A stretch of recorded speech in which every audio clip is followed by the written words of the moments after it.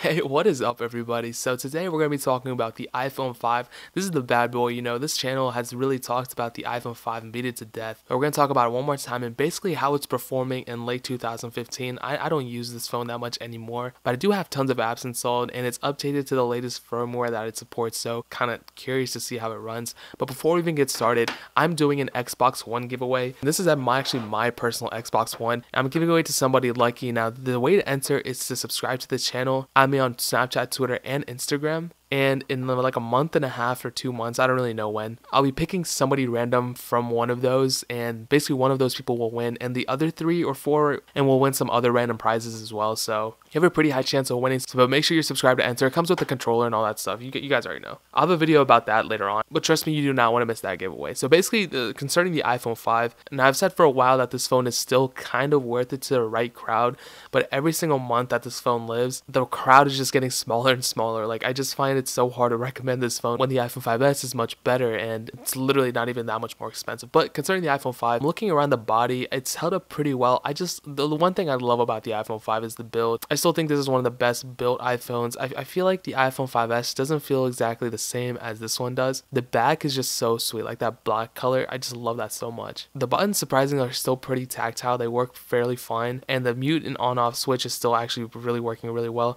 The only problem is like right up here, you can see there's like a little bit of separation between the screen and the phone up by the power button, but it's not that big of a deal to me. Now, turning it on, we're presented with a 4-inch screen.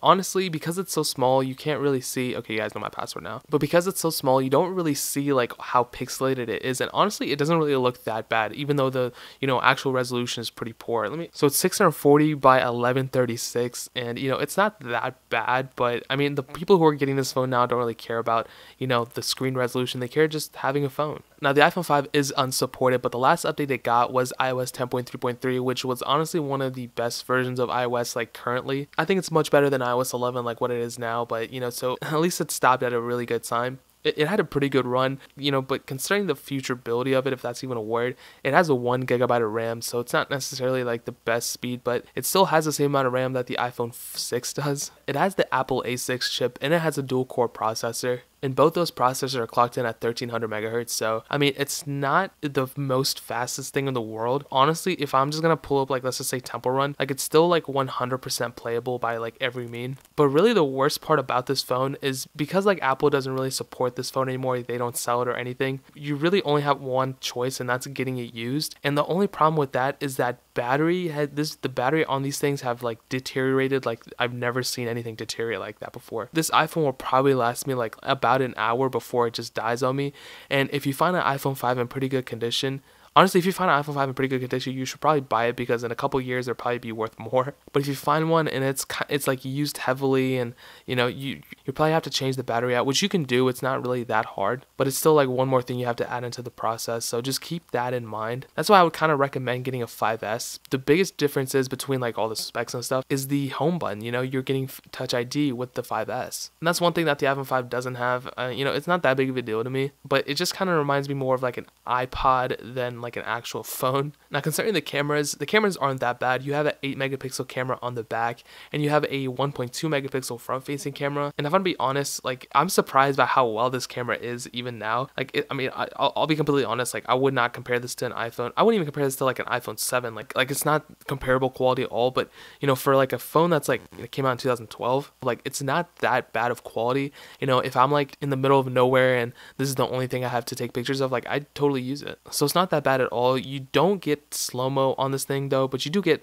time-lapse, so that's kind of cool. You have functionality, you have like videos and stuff like that. And another thing, this phone is built really, really well. I'll just go ahead and show you guys. All right, guys, I'm outside my house right now. I'm just gonna go ahead and toss this up. Let's just see what happens. All right, ready? 3, 2, 1. Oh.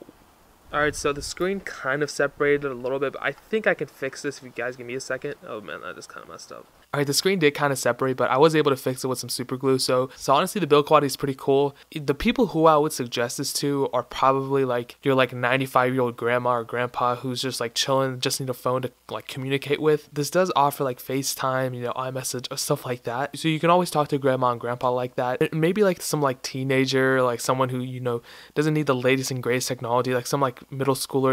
Like middle schoolers having phones nowadays. Like, what the heck? But yeah, people like that.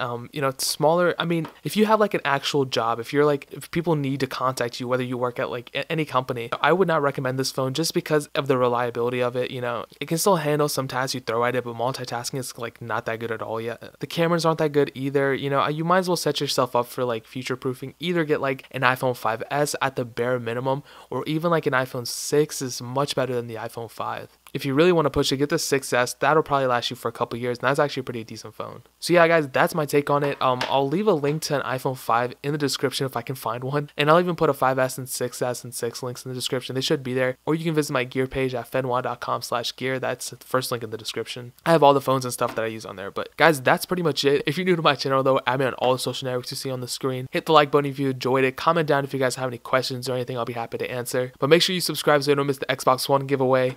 I'm kind of sad to give it away, but some of you guys deserve it. We hit 20,000 subscribers, so it definitely means so much more. So hit that subscribe button. I really appreciate it. But more importantly than everything else, I love every single one of you guys, and hopefully I'll catch you guys in the next video.